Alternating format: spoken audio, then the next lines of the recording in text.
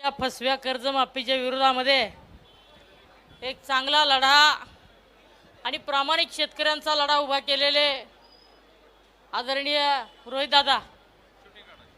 दादांनी महाराष्ट्रातील तमाम जनतेच्या आणि सर्वसामान्य कष्टकरी गोरगरीब शेतकरी कष्टकऱ्यांच्या मनातील मुद्दा आणि मनातील खंत ओळखली आणि खऱ्या अर्थानं तो शेतकऱ्यांना अभिप्रेत जो प्रसंग आहे, जो प्रश्न आहे, त्यांच्या दैनंदिन समस्येला भिडणारा प्रश्न आहे, त्या प्रश्नावर खऱ्या अर्थानं वाटचाल फोडण्याचा निर्णय घेतला. त्याबद्दल खरं तर महाराष्ट्रातल्या तमाम शेतकऱ्यांकडून आभार मानावे तितके कमीच आहेत. आज बंधूंनो, महाराष्ट्रामधली शेतकऱ्यांची परिस्थिती काय आहे आपण जेव्हा बघतो, या सगळ्या गोष्टी बघितल्यानंतर आपल्याला निश्चितपणानं वाटतं की लढावं तर कुणाविरोधात लढावं. कारण जो कोणी लढतो त्याला आधी तुला जेलमध्ये टाकू अशा धमक्या दिल्या जातात. हॅलो, या सरकारच्या पुढे इंग्रज सुद्धा फेल आहेत असं माझं तर प्रामाणिक मत झालेलं आहे. दादा, आम्ही 2-3 महिन्यापूर्वी आंदोलन केलं पीक विम्यासाठी, अतिवृष्टीच्या भरपाईसाठी. आम्ही माणसांचं आंदोलन केलं नाही, जनावरं आणून त्या ठिकाणी रस्त्यावर उभा केली. तर आमच्यावर कलम कुठली टाकल असेल तर वन विभागाची कलम आमच्यावर टाकली. आमची जनावरं आम्ही रस्त्यावर आणून आंदोलन करणं सुद्धा आमचा गुन्हा असेल तर बघा. आणि आजची कर्जमाफी तर तुम्ही बघितलं तर म्हणजे फडणवीस साहेबांना एखादा छोटा मोठा नोवेल असेल तर तो देखील फेकून मारला पाहिजे. कारण कर्ज माफी कमी, कर्ज वसुली जास्त. म्हणजे एका हाताने चमचाभर द्यायचं आणि दुसऱ्या मागच्या दारातून त्याच्याच घरातून पळीभर पीठ चोरायचं, हा एक कलमी कार्यक्रम या सरकारने राबवलेला आपण बघतोय. म्हणजे कशासाठी तुम्ही शेतकऱ्याला अजून अडचणीत आणत आहात. म्हणजे संत तुकोबांपासून गोरगरीब कष्टकरी दीनदलित या शेतकऱ्यांवर अन्याय करणारी एक प्रवृत्ती जी आहे ती प्रवृत्ती अजून देखील जिवंत आहे, हे दुर्दैवानं म्हणावं असं वाटतंय. आणि म्हणून अशा वेळेस लढत असताना खऱ्या अर्थानं आरोग्याची सुद्धा काळजी घेणं दादा तितकंच महत्वाचं आहे. आज महाराष्ट्रामध्ये परिस्थिती काय आहे, एक आंदोलन केल्यानंतर सरकारची सगळी यंत्रणा अलर्ट होते. सगळी यंत्रणा आंदोलन प्रश्न मागण्या मान्य करून घेण्याऐवजी काही विशिष्ट यंत्रणा देखील अशी असते, हे आंदोलन मोडीत कसं काढता येईल, या आंदोलनाला गालबोट कसं लावता येईल, किंवा या आंदोलनामध्ये असणारे कच्चे दुवे कसे शोधता येतील. आणि घोषणा देण्याच्या बाबतीत फडणवीस साहेबांचा नाद कुणी करू नका. जिथं जातील त्यावेळेस तिथं प्रायव्हेट जेटमधून गाजराची पोतीच घेऊन जातात. ते गाजर वाटपाचा एक कलमी कार्यक्रम फडणवीस साहेबांकडून चालू असतो.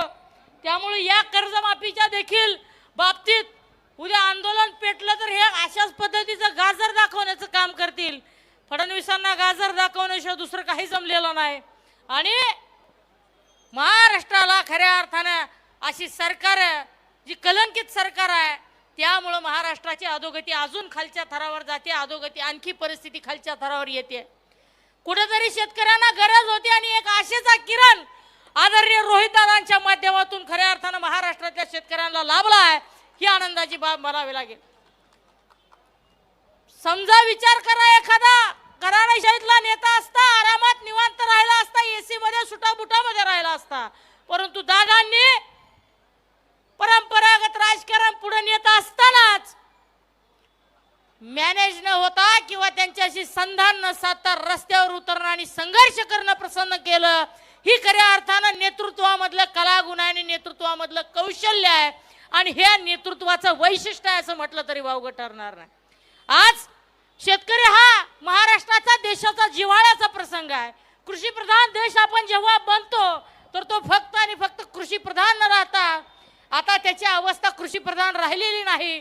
कृषी हा, शेतकरी हा दिन झालेला आहे आणि प्रधानमंत्री मात्र जोमात आहेत, असं या वाक्याची आणि या शब्दाची अवस्था झालेली आहे.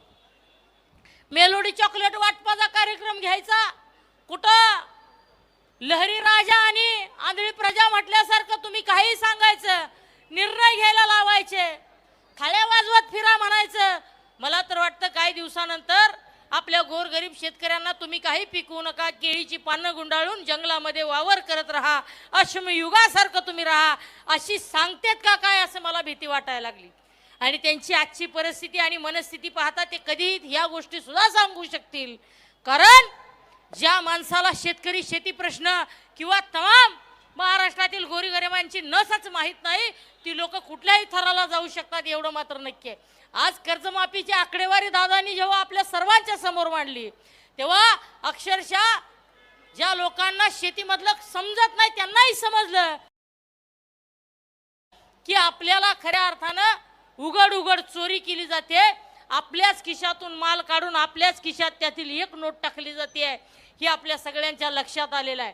आणि या शेतीप्रधान असलेल्या महाराष्ट्रामध्ये ही गोष्ट खऱ्या अर्थानं दुर्दैव आहे. आणि या गोष्टी कधी घडायला लागल्या, जेव्हापासून फडणवीस हे मुख्यमंत्री झाले तेव्हापासून महाराष्ट्रामध्ये फक्त आणि फक्त फसवणे, थापा मारणे, चुना लावणे, मातीमोल करणे आणि नाही जमलं तर त्याला जेलमध्ये टाकणे, ईडीचा वास देणे आणि ईडीतून जर भाजपात नाही आला तर मग त्याला जेलची वारी किंवा नोटिसा दाखवणे हा एक कलमी कार्यक्रम चालू केला. एखादी वॉशिंग मशीन अशीही फडणवीस साहेब काढा ज्यातून माझा शेतकरी कर्जातून बाहेर येऊन स्वच्छ आणि निष्कलंक पद्धतीनं आर्थिक सुबकतेतून जगू शकेल अशी एखादी वॉशिंग मशीन बनवा. फक्त भारतीय जनता पुरती वॉशिंग मशीन बनवू नका. ज्या वॉशिंग मशीन मधून बाहेर आल्यानंतर प्रत्येक शेतकऱ्याच्या खात्यावर 10 लाख रुपये येतील, त्या वॉशिंग मशीन मधून बाहेर आल्यानंतर प्रत्येक शेतकऱ्याच्या बाजूच्या खोलीमध्ये धनधान्य असू द्या किंवा खत बी बियाणे असू द्या भरभरून असतील. अशी एखादी वॉशिंग मशीन काढा. शेतकऱ्याच्या पोराच्या आणि मुलीच्या गळ्यामध्ये हातामध्ये सोनं लख पडलेलं भरभरून असेल. मात्र अशी वॉशिंग मशीन ते आधी कदापिही काढणार नाहीत. ते वॉशिंग मशीन फक्त एकाच माणसासाठी बनवतील, अदानी आणि अंबानी. दुसऱ्या कुणासाठी अशी वॉशिंग मशीन बनवणार नाहीत. त्यामुळं आदरणीय रोहित दादांनी हा जो निर्णय घेतला आणि खऱ्या अर्थानं आज या शेतकऱ्यांसाठी पांडुरंग हे आराध्य दैवत, तमाम महाराष्ट्रातील कष्टकरी इथं माथा टेकण्यासाठी येतो. महाराष्ट्रातील गोरगरीब आपले गहाणी सांगण्यासाठी या पांडुरंगाच्या दरबारात येतो. आणि अशा पांडुरंगाकडे आपलं आवाहन करण्यासाठी आणि आपलं गाऱ्हाणे मांडण्यासाठी आदरणीय रोहित दादा या ठिकाणी बसलेले आहेत. खऱ्या अर्थानं दादा इथला अनुभव असा आहे की या भूमीमध्ये जे जे आंदोलनाची ठिणगी पडली त्या आंदोलनाला यश मिळाल्याशिवाय राहत नाही. रोहित दादांच्या रूपानं खऱ्या अर्थानं महाराष्ट्राला पुन्हा एकदा यशवंतरावांच्या विचारांचा वारसदार मिळाला असं म्हटलं तरी वावगं ठरणार नाही, एवढं लक्षात ठेवा.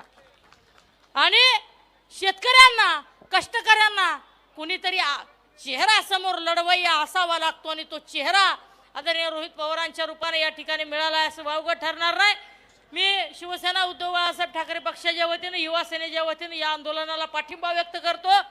येत्या काळामध्ये दादा हे आंदोलन फक्त जर तुम्हाला जास्त त्रास इतक्या ठिकाणी प्रशासन जर देत असेल तर आम्हाला सुद्धा शिवसेना स्टाईल जमते.